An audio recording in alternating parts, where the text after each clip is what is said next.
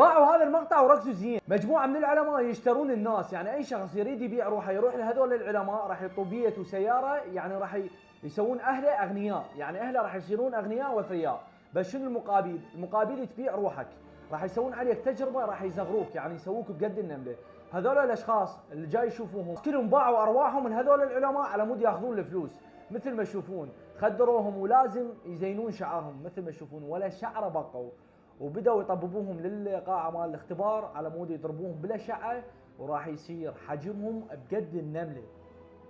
يعني يمكن النمله راح تصير اكبر منهم، يعني راح تنصدمون بالنتيجه النهائيه. هذول مثل ما تشوفون طببهم، قفلوا عليهم الغرفه مثل ما تشوفون، وبداوا يفعلون الاشعه وبداوا يصغرون احجامهم. وكتبوا لي بالتعليقات اذا عرضوا عليكم هذا العرض راح توافقون وتصغرون نفسكم لو لا. بداوا يصغرون بيهم، وهذا الدكتور جاي يراقب بيهم مثل ما تشوفون.